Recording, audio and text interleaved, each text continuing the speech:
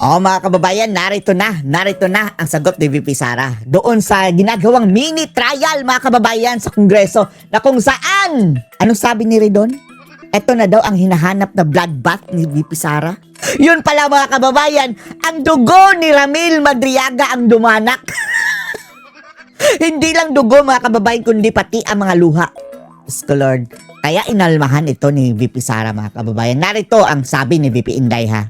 Sa kanyang official statement mga kababayan. Sabi niya, mga kababayan, sa lahat ng mga kasinungalingan na inilabas doon sa mini trial sa Kongreso, ang personal ko talagang inaalmahan ay etong mga bintang ng isang kidnapper, bar flanker, na si Ramil Madriaga daw mga kababayan, na nagsabing humingi daw ng tulong si VP Inday kay Madriaga para matapos niya ang law school.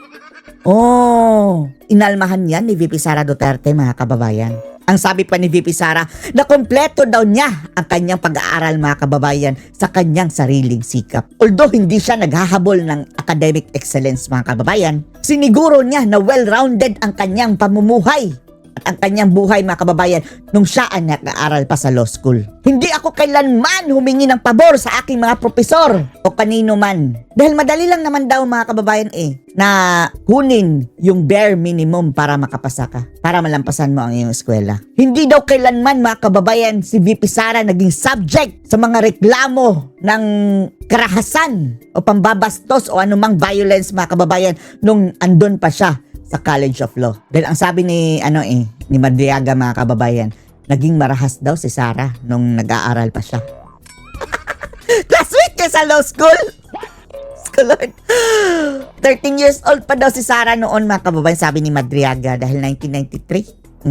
Dagdag pa ni VP Inday, nag-graduate daw siya mga kababayan May 2005. Tapos nag-take siya ng bar exam the same year, September. Mahirap daw ang exam na yun mga kababayan. Pero naipasa niya pa rin. At ang kanya nakuhang general average mga kababayan is 80. Oh, kahit mahirap. Kahit May, June, July, August, September. 4 months lang siyang nag-review. First take lang niya mga kababayan, 80 ang kanyang average. 5 points above the minimum. Oh, ang sabi kasi ni Madriaga mga kababayan na, ako pa tumulong nga sa kanya para makapasa yan. Tapos si Madriaga mga kababayan, bagsak sa exam. Siya pa daw ang tumulong kay VP Sara, putangis. Dagdag pa ni VP Inday, etong si Madriaga at yung mga tumutulong niya sa mga kababayan dyan sa Kongreso, hindi man lang daw nangangalahati mga kababayan sa kanyang capacity na para makuha ang resultang ito sa exam. Dahil si Madriaga bagsak Dahil hindi naman lang daw nila kaya mga kababayan na gumawa ng believable lies o kapanipaniwalang kasinungalingan. How much more to follow the rule of law? So mga kababayan, this mini trial, sabi ni VP Sara, ng Committee on Justice is true form, is ang totoong mukha daw ng mga miyembro nito. Mga abusado! Mga kurakot! Yan lang daw ang kanilang kapasidad mga kababayan. Tandaan daw natin na ang dating impeachment nung nakaraang taon ay umusad lang dahil sa bribery mga kababayan na involve ang House of Representative members. At gayon din daw ang pangalawang impeachment na ito. Ang kapalpakan daw ng gobyerno mga kababayan dito sa pag-handle ng pagtaas ng presyo ng bilihin ay hindi dahil sa kawalan ng supply, kundi ang pagdadivert mga kababayan sa pondo ng bayan para i-divert ang pananagutan nitong mga korap doon sa ibang issue kagaya nitong sa impeachment. Nililihis nila ang usapan mga kababayan para hindi natin pagtuunan yung ginagawa nilang the most corrupt budget in the Philippine history. Thank you, ang sabi ni VP Inday. Kayo mga buhaya, kayo. Manda kayo pagsisara ng presidente. Samantala, there was a situation. Dito tayo sa diskusyon ni Naka-Eric mga kababayan at ni General Pokis. Maganda rin ito. Before General Romy, kung saan may nag-file ng mandamus sa Korte Suprema during the time of former President Rodrigo Duterte dahil nga may mga aligasyon ng kanya mga political opponents na siya ay nagkakaroon ng negative imbalance sa kanyang kalusugan due to prolonged use of prescription drug na fentanyl. Prescribe pa yun ha. Issue na sa kanila mga kababayan ha. Prescribe ng doktor. Tapos, eto kay Bangag mga kababayan, yung ate na mismo ang nagsabi na addict yan. Walang outburst mga kababayan ng mga animal na media. Yung media talaga, yan kasi ang nagkukumpas mga kababayan. At yung mga righteous, walang outburst. Samantalang kay Tatay Digong na pa mga kababayan, prescribe. Grabe. Para silang mga kababayan, tinusok sa puwet, sa galit. Pain management. Subalit, nag-react ang Korte Suprema na sabi nila, nakikita naman araw-araw si Presidente Duterte nagkakaroon ng briefing in all occasions, in schedule, inaatinan niya, hindi siya lumiliban. So there is no point for compelling the President to reveal his health status since he is obviously on the active go sa kanyang mga ginagawa sa kanyang pang-araw-araw na schedule. But on the case of Marcos Jr., Marcos it's na different, Jr. no? Sila po ay nagkakaroon ng limbo. Madilim, malabo, at sinasadya po ng Communications Office ng Presidente na Oo nga no, tapos mga kababayan, talagang deliberately mga kababayan, nilalagay nila ang duda sa mga tao para magduda na patay o kung ano man mga kababayan, pinatagal-tagal nila na lumabas. Tapos paglabas, exercise, patalon-talon pa, takbo-takbong bangag. Talagang gunggong ang administrasyong ito, no? Labuin ang sitwasyon. May mga lumang picture silang pinapalabas na kunwari ay nasa cabinet meeting siya pero nandun pa si Manong Johnny Enrile. So that was last year. And then yung kanyang araw ng kagitingan na trace back na it was last year also. Not the current araw ng kagitingan of 2026. Ewan lang natin yan kay Eric ha, baka ma-default ka dyan. Pero marami talaga ang nagduda mga kababayan sa video yun. Celebrations. And then ngayon, sinasabi na sa New York siya. Pero yung picture ni Lisa Araneta with Ramon Ang sa video, ay kaklaro natin yon mga kababayan, yung sa New York siya is na nabiktima din si Manong Jay noon mga kababayan. Akala siguro niya bago yung yung presko ni Auntie Claire. Matagal na yun mga kababayan. Yun yung tumulo ang sipon ni Marcos na preskon. Mayroong nag-recycle tapos mukhang na ata si Manong J, nabiktima siya doon. Akala niya latest. Kasi yung pagka-portray mga kababayan, alam nyo, careful kayo dyan sa mga post ng ilan mga kababayan. Mayroong mga pambitag dyan. Mayroong mga pambitag na once na shinare mo, ikaw na ang may kasalanan. Kagaya na nasa Sir Jack. Akala niya totoo talaga yung miracle records. Shinare niya. Siya na pa ngayon mga kababayan ng NBI. Hindi man lang tinugis mga kababayan ang original na nag-post. Siya pa na nag-share lang. Lumang video yon, hindi naman rin recent video sa meeting sa United Nations. And then may date sila sa Parañaque. Ano ba talaga? Sa Parañaque ba? O sa yung sa Soler. So sa tingin mo, there is a deliberate attempt on the part of the President himself and his cabinet as well as his communications team. Paano sila ng PCO mga kababayan, na Presidential Communications Office, na nagkukos sila ng miscommunication? Na linlangin at lituhin ang taong bayan in order to cover up for what is really the real serious level of health condition that the President may be undergoing. And because of this, ay pwedeng ito ay mag-udyok ng mas malaking problema sa pangseguridad at kalagayang pangstabilidad ng buong lipunan at buong pamahalaan, General Romy? Okay, ayaw man nating isipin na ginagawa ng gobyerno yung mga ganyan, na panlilindang, mga binatago yung mga date o ginagamitan ng AI. Pero again, kung hindi talaga nila ipalabas yung tunay na kalagayan ng Pangulo, lalo't hindi nagsasalita personally sa tao, ang ating Pangulo, lalong babagsak ang trust rating ni Marcos niyan. Pero isa lang ang talaga advice natin mga kababayan, hanggat hindi yan nakasalagay sa kahon. Wag muna kayong maniwala. Antayin na lang natin, hindi yan mapigilan mga kababayan hanggat hindi nalalagay sa kahon. Pag ando na sa kahon, dyan na tayo fully. Pero kung sabi-sabi pa lang, sige, pwede rin naman na lang natin, sakyan lang natin mga kababayan para yan ang pambitag ng mga bangag. Sakyan din natin. Gamitin natin ang kanilang kabangagan mga kababayan para i-flash, para ibalik din sa kanila. Latigo din sa kanila Eto na ngayon mga kababayan ang nakakatawa. Parang inamin na nila, nabutata kayo na hindi pa ako patay. Ayun mga kababayan, patuloy pa rin ang mga post ng mga tao. Patay ka, AI, bangkay, Casper, ghost. Ganyan mga kababayan. Tapos sila, ano ba to? Nagpakita na ako. Hindi ako pinapaniwalaan. Tago, whatever, ay, again, parang ganun na. Ibig sabihin nun, kung hindi siya lumulutang, hindi sinasabi ang kanyang tunay state of health. So, yung mga tao, ganun ang conclusion nila. Hindi mo na sila mapipigilan na ganun talaga na maaring may sakit ang presidente, maaring naka-confine o unconscious, o baka maaring patay na. Marami pang sasabi na gano'n dahil lumalabas din na sa media na parang may fallen stage 4 yata ang lumalabas, parang gano'n. Hindi man nako-confirm to, pero again, dapat yun nga, yung mandamos na yan ang magko-compel sa executive to disclose the real state of health of our president para maiwasan, ma-avoid natin yung mga speculations, yung mga instability at maaaring kaguluhan sa ating bayan. Magandang punto ang binanggit mo muli, General Romy, sapagkat hindi po itong unang pagkakataon na dinidedma, ibinabaliwala, minamaliit at ini-ignore ni Marcos Jr. ang public clamor.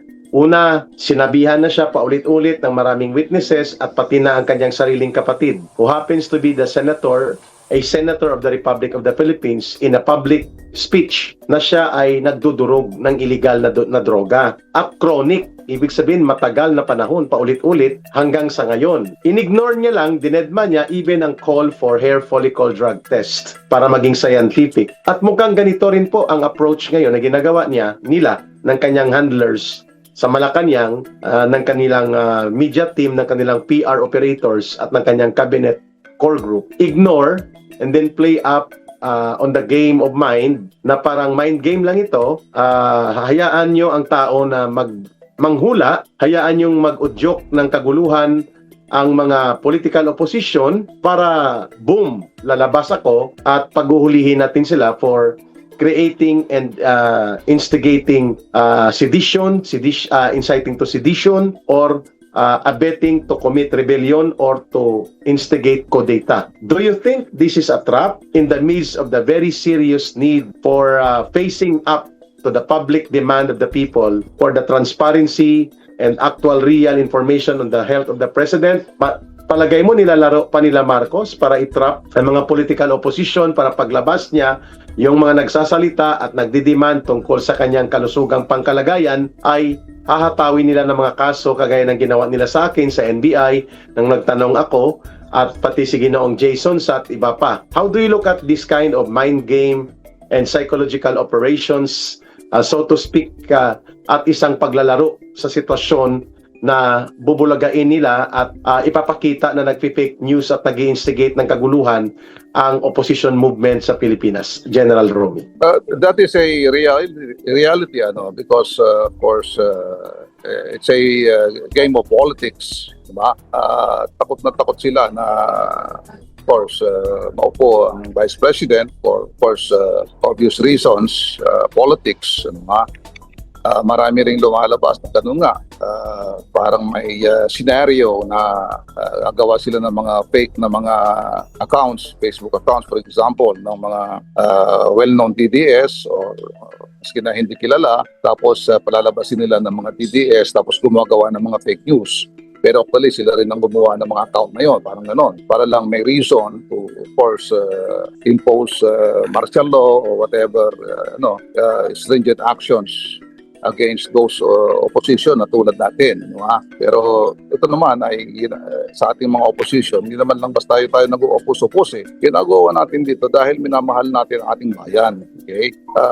Hindi naman ayaw naman natin babagsakin ng gobyerno. Kasi gobyerno rin, tayo rin naman mga kung bumaksak ang gobyerno Kanya lang, ang inihiling natin sa pamahalaan ay gawing legal lahat at maayos. Tulad niya paglalahad ng true state of health ng ating Pangulo para maiwasan nga precisely itong mga instability, itong mga kaguluhan na ito. Kaya again, ang United People's Initiative ay humihingi ng request ng petition sa ating Supreme Court para i-compel yung ating pamahalaan, ating executive department to issue a clear and very truthful, transparent state of health ng ating health ng ating Pangulong. Maganda in-emphasize po ninyo na ang opposition movement na sinasamahan po ninyo at kasama din po ako dyan personally ay para sa kapayapaan, para sa reforma at pagbabago sa gobyerno laban sa korupsyon at pandarambong at pangungulimbat sa pundo ng bayan at pang-aabuso sa kapangyarihan, hindi para pabagsakin ng gobyerno at magtulak ng ideolohiya na para magkaroon ng komunistang paghahari o mga paghahari na nakabatay sa military junta o ano pa mang mga outside of the Constitution na uri ng mga alternatibo. Tama po ba ang kuha ko sa pagbibigay niyo ng emphasis doon sa mapayapa at konstitusyonal na proseso ng mga reforma at pagbabago? Tama yun kay Eric, yun palagi ang ini-emphasize namin sa aming grupo, sa United People's Initiative, di ba? Non-violence, non-partisan, constitutional, at saka law-abiding. Yan palaging inaan natin. So, anuman yung mga pagprotesta natin, anuman yung mga patikos natin sa gobyerno, ay hindi sa gusto nating pabagsakin ng gobyerno, kundi inaano natin na ayusin ang sistema ng pamamahala ng gobyerno. Iwasan yung mga corruption na yan, iwasan yung mga pagtatakip, yung mga panlilinlang sa taong bayan, at saka panagutin yung mga taong nagkasala, lalong-lalo na yung mga nagnakaw ng mga bilyon-bilyon na yan sa ating kabandang bayan. Yun lamang. Ayos, klaro. So, classmate ko po kasi mga kababayan, si General Romy Pukis. Dalawa po kami ang magkasunod na sinampahan ng kasong inciting to sedition. Maintindihan pa namin kung baka sana inciting to seduction. Inciting to sedition talaga Kami nga ang gustong maging mapanatag at maging matatag ang gobyerno, ang demokrasya, at sa pamamagitan ng matino at maayos na pamumuno ng gobyerno sa kanyang mamamayan at sa kanyang mandato sa batas at sa taong bayan, hindi para guluhin ang taong bayan at guluhin ang lipunan.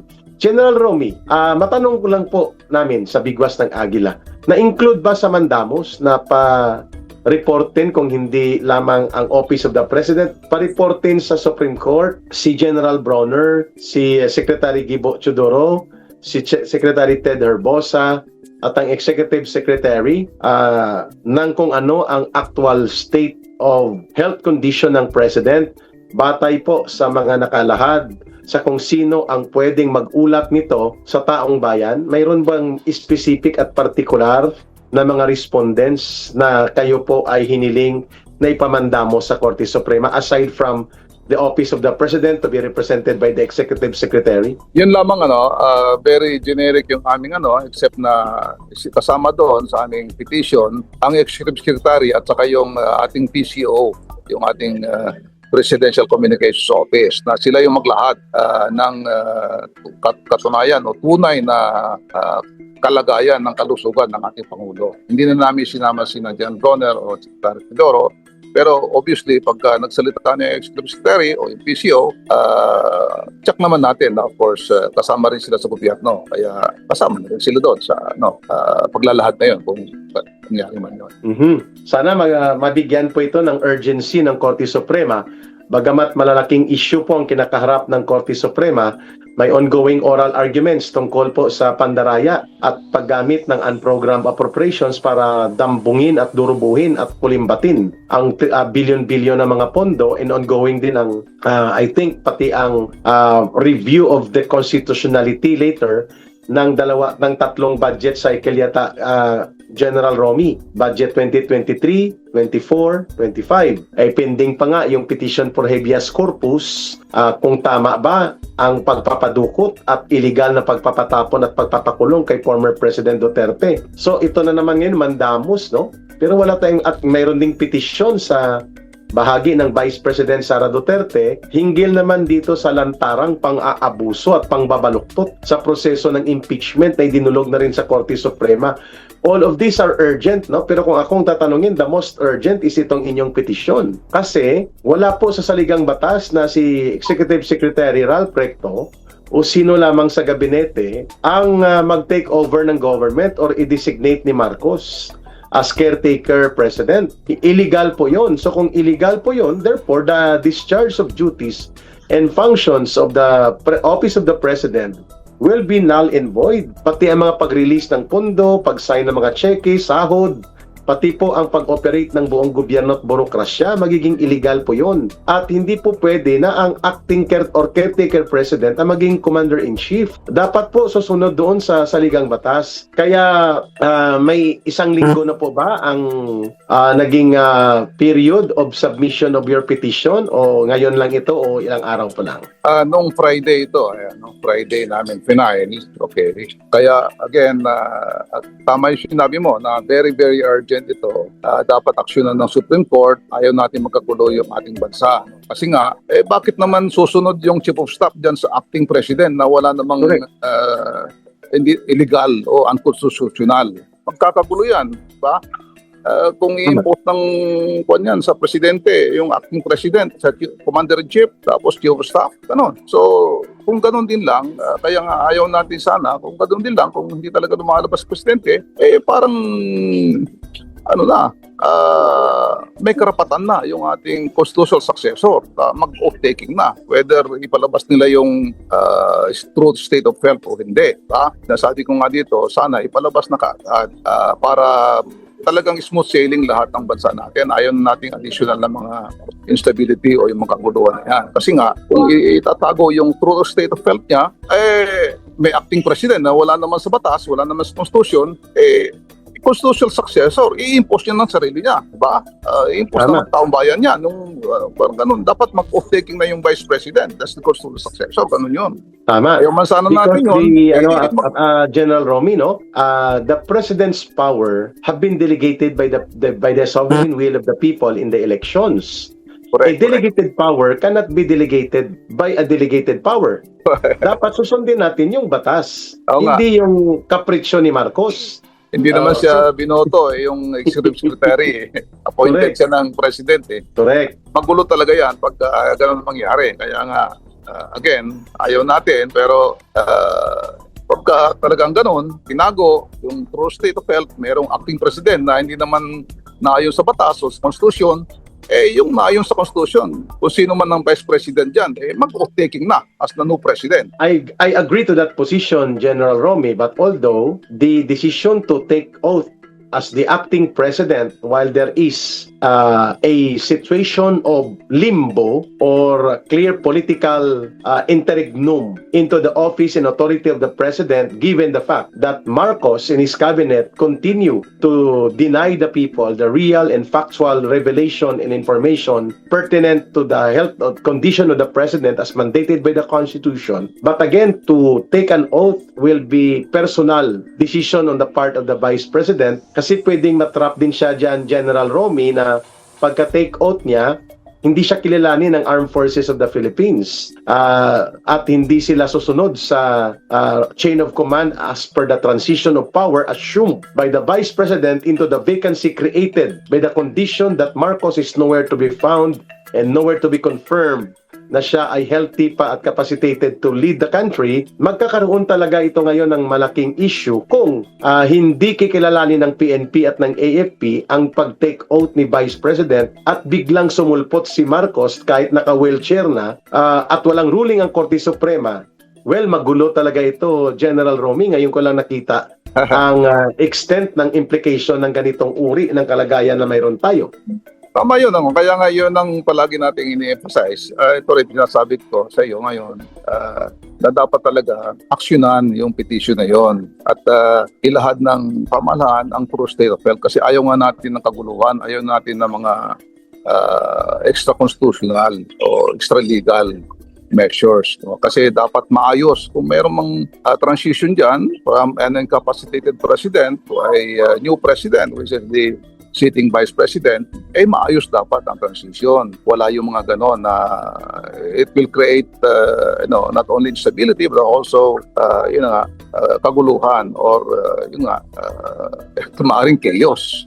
o anarchy. Ayaw natin yun. Ganon. Which brings me to my question to you, General Romy, being a senior officer at respected na naging opisyal ng Armed Forces of the Philippines. Do you think at the current time that we are having right now, it will be more practical, necessary, and timely that the Armed Forces of the Philippines will declare the demand for the President to state the health condition of the President factually and with all objective honesty before that, at kung hindi ito makomply at hindi na masatisfy ang public demand, then do you think bilang bahagi dati ng AFP at nakasaad naman ito sa saligang batas nung ikay opisyal pa that the Armed Forces of the Philippines shall be the protector of the state and the people, and the office of the President and the President himself are not the state and they are not the people, they are not the government, they are the representative and delegated representation of the sovereign will of the people, but the entire government and the entire state belong to the people. So do you think when the Armed Forces of the Philippines will assert na in the light of the continuing denial of real information on the health condition of the President, we now therefore declare that the Vice President, we will recognize her in the meantime as the acting President in lieu of the President Marcos Jr. as per constitutional line of succession of power. We recognize her as the head of government and commander-in-chief. Can that be possible? Wala bang pwedeng magiging legal implications niyan sa AFP kapag ginawa nila yan? Unang-una, the chief of staff can demand, people close to the president, to determine, for him to personally determine, hindi lamang yung sabihin sa kanya, kundi talagang on his own, dapat mapuntahan niya, makausap niya, or makita niya yung state of health ng Pangulo as the Armed Forces Chief of Staff, So kasi nga this involves national security kasi nandun sa batas nandun sa na talagang siya as the Chief of Staff must demand na dapat alam niya yung real state of health ng ating Pangulo. Ngayon tawag dito, kung hindi niya gagawin yon, maring dereliction of duty rin niya yon sa taong bayan. Okay? Pagpapabaya. Pagpapabaya yun. Kasi responsibilidad mo yun at the chief of staff. No. Kung hindi sabihin sa'yo, you can demand. Di ba? To know. And kung okay naman yung health ng presidente, to go see the president himself personally. Ganun yun. Ngayon, kasi kung ilang araw pa yan at ganito pa rin na hindi klaro kung anong state of health, ano rin yun? Dereliction o what do you call this? Yung hindi rin niya pwedeng i-recognize yung acting president na executive secretary. Oo, tama, no? Hindi rin niya pwedeng kasi magiging illegal ang lahat. Illegal lahat yun. Maging illegal din siya kung i-recognize niya yun. Di ba? So, and Marcos cannot create an acting president kasi wala sa batas yun. Wala yun. Illegal yun. Unconstitutional yun. Ikudita siya ng armed forces. Hindi naman siya At ayaw din natin yun sa General Romy, di ba? Ayaw nyo rin na magkaroon ng military takeover of the government, either temporary or long term, right? Correct. Kaya yung UPI again, for the longest time, ang pinapanukala namin, advocate namin talaga ay constitutional succession. Regardless na yan. Of course, meron din mga ayaw kay Vice President. Obviously, yung mga masasagasaan dyan, mga korupsyon o yung mga kontrapolitika. Pero it doesn't matter. Whoever is the constitutional successor, kung talagang incapacitated ang president, should take over as so stated in our constitution para walang kaguluhan, walang away-away na ganyan. Lang yun. Ngayon ko lang ito nakita, General Romy, ang bigat pala ng kinakaharap ng bansa. May krisis na hindi pa naaampat. Sumisirit ang presyo ng produktong petrolyo. We are the highest in the whole of Asian region. Walang ginagawa ang gobyerno other than monitoring and press release. At kaya nga, very restless na ang maraming mga sektor, lalo na ang mga magsasaka, magbubukid, mangingisda at mga manggagawa at mahihirap na sektor dahil ang pakiramdam nila at nararanasan nila ang kawalan ng direksyon at kawalang pagkalinga at pagprotekta ng gobyerno. At ngayon, mayroon tayong hinaharap na kaguluhan na ang batas binabali at binabaluktot sa Kongreso para lamang tanggalin ang Vice President at tanggalan siya ng mandato. Hindi na halos umuusad ang pananagutan sa mga nangurakot ng mahigit 1.5 trillion pesos. At ngayon, ang taong bayan walang alam kung sino ang namumuno talaga ng gobyerno para ayusin ang mga issue, pang-ekonomiya, pang-politika at pang-lipunan dahil nga bumabalik tayo ngayon sa there is an apparent absence of real leadership sa bahagi ni Marcos at pinapalusutan lang tayo ng mga pictures, press release at mga kung ano-anong mga parang pang-vlogger na mga ori ng mga propaganda instead na sagutin ng may katotohanan at aktual na pananagutan ang mga real questions na ito, partikular sa kalagayang pangkalusugan ng presidente. Tama po bang nakita namin, General Romy? Tama yan ka Eric. Lahat na sinabi mo, tama yun. We agree completely. Yes. General Romy, ngayon, kung hindi po kikilos ang AFP Chief of Staff, baliwala din sa DND Secretary, mabagal ang pagresponde at pagresolba ng Korte Suprema sa Mandamos petition, ano po ang other alternative ng mamamayang Pilipino na sa tingin ninyo ay nasa balangkas pa rin po ng mapayapa ngunit determinado na pagkilos ng mamamayan? Okay, again, sinasabi ko, kung walang aksyon from the Supreme Court, walang aksyon ng ating pamahalaan, Executive Department to reveal the true state of health ng ating Pangulo, wala ring demand from the armed forces to really know the exact state of health. Yung taong bayan mismo magsasabi na of course ayaw namin ng kaguluhan, ayaw namin yung mga grupo na take advantage dito sa incapacity ng ating Pangulo, kung incapacitated man siya. So ididemand ng mga tao na dapat constitutional succession, wala nang iba, just to to prevent this hindi lamang again instability kundi kaguluhan na maaaring mangyari doon sa issue na yan. Ngayon, ayaw din natin mangyari na magkakaroon ng constitutional crisis na kung saan dahil ayaw i-reveal yung true state of health ng ating Pangulo, ang Vice President ay manunumpa kaagad na even without that declaration, di ba? So although may karapatan siya talaga na based on the Constitution naman, siya naman talaga ang legitimate successor, ayaw nating manumpa kaagad siya na walang yung declaration na gano'n, na incapacity as so called for in our Constitution. Although she can perfectly do that, di ba? Ngayon, kung nabuhay ang presidente, lumabas siya, then pwedeng bawiin uli ng presidente yon kung buhay talaga siya. Kung manumpa man ng Vice President as the temporary or full-time president in the absence, in the incapacity of the incumbent president. Ganun lang yun. Kaya again, I'd like to emphasize, very, very important yung revelation ng true state of health ng ating Pangulo. Okay? Kung hindi sila mag-usa, itong government, itong pamalahan, kaya kami ay nag-petition sa Supreme Court para manduhan ng executive to precisely reveal the real state of health of our president para maiwasan again ang mga instability, ang mga kaguluhan na ito. Klaro.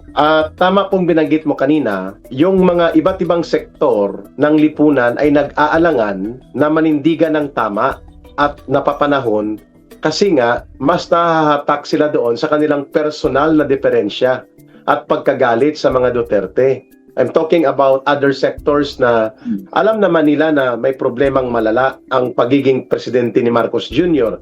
Hindi lang sa pangungurakot na issue, hindi lamang sa kawalan ng kakayahang mamuno, kundi pati sa health condition. But like the Roman Catholic Church na isa sa pinakamalaking influential group sa lipunang Pilipino at may mga sakop din ito, parokya at mga eskwelahan na malalaki na kinokontrol ng kanilang organisasyon, and then ang iba pang mga puwersang politikal, dahil ang papalit ay vice presidente na si Sara Duterte. Sabi mo nga, incidental naman dito ang pagiging Sara Duterte ng papalit. What we are more concerned is hindi dapat labagin at masalaula at lapastanganin ang constitutional line of transition and succession of power sakaling nagkaroon ng vacancy in the office of the president. Regardless kung si Sara Duterte yan o hindi, yan ang dapat sundin. Tama pong punto yon. Ngayon, may binanggit po kayo, General Romy, na sakaling mag-stand off, hindi maninindigan si General Bronner at ang mga Board of Generals, hindi sila magdidemand ng mga general ng AFP at pamunuan nito, at wala din gagawin sila Gibo Chodoro at sila Ted Herbosa, yung Department of Health Secretary at DND Secretary, at piling presidente na si Ralph Recto, walang choice. At kung hindi rin manunumpa si Vice President Sara Duterte on her own volition, kundi manawagan ng taong bayan ng kanilang direct sovereign call to the Vice President na i-assume ang presidency, be it as a political call or as a call preempting Marcos move. But sa tingin ko yan ay tantamount na sa people power without necessarily barricading EDSA. But when the people now are clamoring that since Marcos Jr. Continues to ignore yung mandato ng konstitusyon na ihayag ang kanyang kalusugang kalagayan at ang kakayanang mamuno, then the people will have the right to exercise directly their sovereign will sa mapayapang pamamaraan, even to recognize that the president must be Sara Duterte now. How do you look at that? The sovereign will of the people acting directly, clamoring for the vice president to declare a vacancy in the office of the president and assume temporary office of the president until Marcos will be able to prove na siya ay may capacity. Tama yun, itong sovereign will of the people, ito yung napakatibay na dito rin nakaangkla kasi yung United People's Initiative. Itong People's Initiative na ito, sovereign will of the people, is so anchored on the Constitution.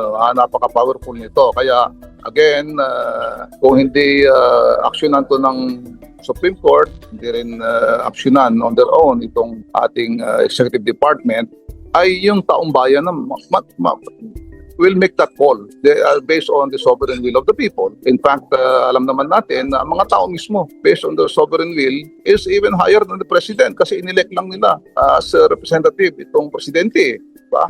Correct. So, Correct.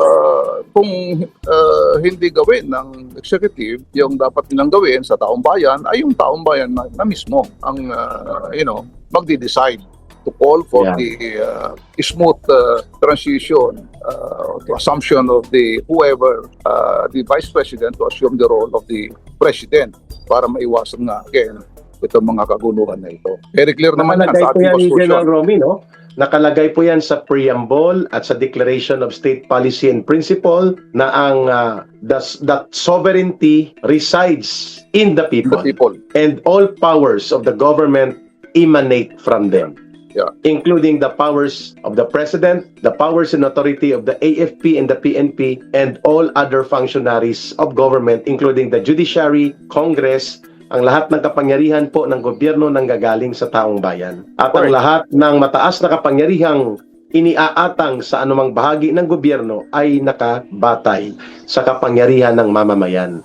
Yun ang binabanggit po ni General Romy, sovereign authority of the people.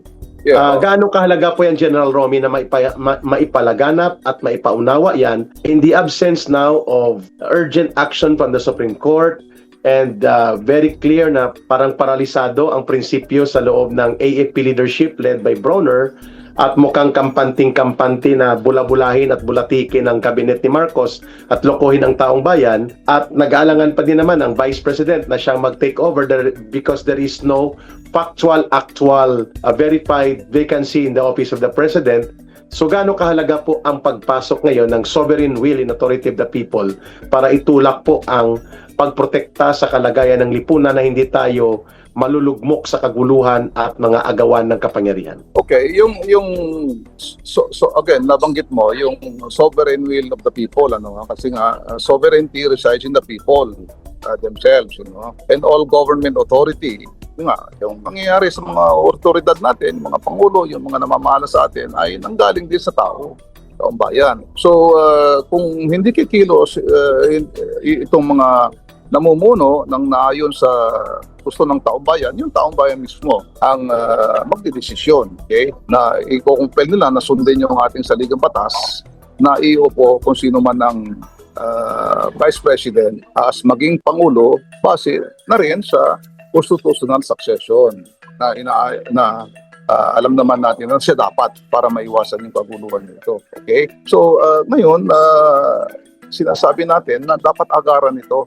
Okay? Kasi ayaw natin na basta-basta na lang manumpa ang Vice President Although kung talagang hindi nila palabasin at may tinatago-tago talaga, ay ano yan, obligasyon din niya, di ba? As the constitutional successor to avoid this hindi lamang instability kundi kaguluhan para sa kanya may temporaryong mamumuno sa bansa natin, hindi acting president na wala sa batas, wala sa konstitusyon. Okay? So later on, kung talagang napatunayan na maayos naman palang kalagayan ng Pangulo o gumaling siya sa sakit man niya, ay pwede naman actually bawiin sa Vice President. Siyempre, yung pagkapangulo muli. Okay? Doon sa Amerika, nung nagpa-surgery itong si presidente nila, inilipat Si Biden? Si Biden? Hindi, si George W. Bush Sr. yata. Nilipat yung presidency temporarily sa vice president. Ngayon, kung tapos ng surgery niya, kasi ano yun diba? Anesthesia ka sinunod nila yung batas. Pagka okay na, after the surgery, okay naman, pinawin niya uli, diba? Yeah. Ganon din, yung isa pa, si Tama ka. Junior, Bush Junior din, 2 beses, nagka-colonoscopy siya, inoperahan siya. Tinurn over niya ang presidency sa kanyang vice president, si Dick Cheney. 1 week din yun, General Focus. Isang linggo. Pinawi niya uli, ganun lang yun. Kaya nga, sa atin, meron naman tayong nakasaad sa ating konstitusyon. Sundin lang natin yon para maiwasan natin again yung paguluhan o instability. Lalo ngayon, very unstable dahil sa mga napakataas ng presyo ng langis, yung mga bilihin. Ganun. Tapos ganyan pa, sinasamahan pa ng corruption, sinasamahan pa yung mga status of health na yan. Ano na lang tayo? Kawawa naman ng taong bayan. Kawawa ng bayan natin. Tama. And I don't think so that it will be interpreted negatively if the Vice President will take the lead of the country na parang siya ay uhaw na uhaw sa kapangyarihan. No. Tungkulin po niya yun. Tungkulin niya yun. Hindi niya ginawa yun, General Romy, nagpabaya din si Vice President. Hindi lang sila magpabaya, ay magkakaroon ng kaguluhan. Kasi kung sino-sino dyan, magustong umupo, gustong pumalit. Di ba? May mga vested interest yan. Hindi lamang si acting president may mga iba pang grupo dyan na gustong sila mamuno. Ganun yun Dapat may iwasan yung mga ganun. Kaya susundin lang natin dapat yung konstitusyon. At ulitin namin ni General Romy, si Marcos Jr., ano man po ang kanyang karamdaman ngayon, lagpas pa sa 3 araw hanggang 1 linggo, he cannot designate an acting president. That is not within the power of Marcos. Tama po ba, General Romy? Tama yun. Only the Constitution is very clear that in time of temporary vacancy or permanent vacancy due to illness and serious incapacity to health condition of the President, Tama yun. the Vice President is the constitutional successor. The authority to designate the successor sakaling may mangyari kay Marcos o may karamdaman siyang maluba ay wala kay Marcos. Nasa saligang batas. Tama ba, General Romy? Tama yun. Hindi, yung acting president na yan, sa incapacity, hindi po pwede yun Kung magpunta sa abroad ang Pangulo, may caretaker, acting OIC, okay yan. Kasi buhay siya o maganda yung karamdaman niya, punta ng abroad o wherever. Pero ito kasi, incapacity. Hindi ba pwedeng mag-acting president yung wala doon sa constitutional succession kasi magulo yun. Diba? Kakaroon ng crisis. Iba yun. Sabi mo nga, General Romy, the PNP and the AFP may not take orders from the acting president. Halimbawa, 15 days electo pa rin na nagpapatakbo ng gobyerno. Hindi nga natin alam kung siya talaga. Or is there a caretaker committee designated by Marcos? For how long? For how many days? Anong executive order ang pinirmahan niya? Ang lahat ng ito ay tinatago sa atin, General Romy. Similarly, may ganyang pangyayari sa Marcos Sr. During the height of the condition of advanced stage of lupus, hindi na siya makatayo, parang may mini hospital na sa Malacanang, pero pinapatayo siya minsan para kuhanan ng kamera. Pero at the last days of Marcos Sr., before sila tumakas, ang huling taon niya, prior to the snap elections, hindi na nga siya makakapangampanya, hindi makaikot Si Marcos Sr., napilitan siya magkaroon ng snap elections laban kay Cory Aquino. Itinago din nila ang kanyang kalusugang kalagayan at dinaya din nila ang taong bayan na supposedly na paaga dapat ang pagpalit sa kanya ng kanyang vice president, pero ang vice president tinanggal niya Dahil nga may diktadura, wala si Fernando Lopez, wala siyang vice president. General Romy, do you see the pattern of deception, manipulation, and dishonesty na nangyayari ngayon na napakadelikado na isinusugal ngayon ni Marcos Jr. ang pambansang seguridad at kapakanan ng buong sambayan ng Pilipino? Maaaring ganun nga kasi nga they want to remain in power. Nangyayari na rin yan nung panahon ni Marcos Sr. Di ba? Meron siyang lupus, meron siyang sakit, meron pang yata kidney. Hindi nila nagkaroon ng surgery, hindi nila dinedeclare na nag-undergo pala siya ng sedation o yung anesthesia o yung temporary na kasi ayaw nila ipasa yung power Parang ganun din ang nangyayari ngayon di ba? At tinanggal niya General Romy ang vice president niya Dinisolve niya ang office of the vice president. Ayun na nga oo. Ito kasi magulo na yung bansa natin dito sa corruption na ito sa mga oil price increase na talagang umiiyak na yung mga kababayan natin sa grabe. Ang bilihin. Yung mga namamasada, ayaw na mamasada kasi wala nang naiuwi sa pamilya. Tapos sinasabayan pa nitong problema natin sa kalusugan ng ating Pangulo na maaring kinetic advantage ng mga vested groups. So dapat yun nga, yung petition namin sa tingin namin ay very urgent, very timely at dapat aksyonan agad. Yeah. And another option, sinabi na rin ni General Romy, sana po mahanap ng AFP na pareho nating ginagalang at nirerespeto, lalo ka na, minamahal mo ang AFP as an organization. Sana po mahanap nila muli ang paninindigang tama. Ang prinsipyadong liderato, ayaw kong gamitin ang term na duwag dahil hindi naman sila duwag Siguro, mas gusto kong gamitin ang term na mahanap nila ang tamang paninindigan. Tama yun, yun naman palagi nila sinasabi sa armed forces at alam naman natin yan, yung kanilang mission o yung kanilang mandato ay to protect the people and the state. So to protect the people is of course to demand that the president, sitting president, is in good health to be able to manage all of this crisis and to be able to of course make decisions in line with national security na hindi mailagay sa alanganin yung mga taong bayan. Yeah. I can just imagine General Romy, kung si Vice President Sara Duterte bigla na lang pong manindigan after 1 week na hindi nagpapakita si Marcos Jr. at manunumpa and she will be embraced by the people. Anong mangyayari sa AFP at PNP kapag hindi sila sumunod doon sa assumption of constitutional line of succession? Magkakaroon talaga ito ng power crisis, General Romy. Pero sabi mo nga, truth will always come out kung itinatago ang kabulukan sa kalagayang pangkalusugan ni Marcos Jr. at pag hindi nila na-produce si Marcos Jr., then the assumption of office of the Vice President becomes valid. Regardless kung nagdeklara ang Korte Suprema o hindi, o regardless kung nagdeklara ang Armed Forces ng kanilang pagkilala o hindi, sabi mo kanina, babalik ito sa sovereign will of the people to stand for what is correct and true for making our government stronger and having the reforms rather than going into the chaotic and anarkiya na kalagayang walang maninindigang mamumuno ng tama sa pamahalaan sa kasalukuyang sitwasyon. General Romy, your final message for this episode and your call for the people regarding sa ganitong uri ng kaseryosohang issue na kinakaharap natin ngayon, particular sa seemingly undeclared vacancy and vacuum in the office of the President at nililinlang at nililito ang taong bayan at nagkakaroon ngayon ng problema paano umusad ang gobyerno sa gitna ng kaliwat kanang malulubhang krisis na kinakarap. Go ahead po, General Romy. Thank you, Eric.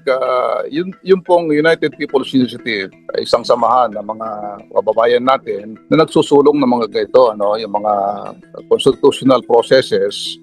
Kaya kami po ay nakikiusap sa ating Korte Suprema through the petition of mandamus na sana i-compel yung ating nasa gobyerno, nasa executive, secretary at ating PCO na i-declare ang tunay, the true and exact real state of health ng ating Pangulo para po maiwasan natin yung mga kaguluhan na dulot nito dahil of course kung totoo po na may sakit ang Pangulo, marami pong mga vested interest na pwede mag-take advantage po sa situation. So, ayaw din po natin na kara-karaka ay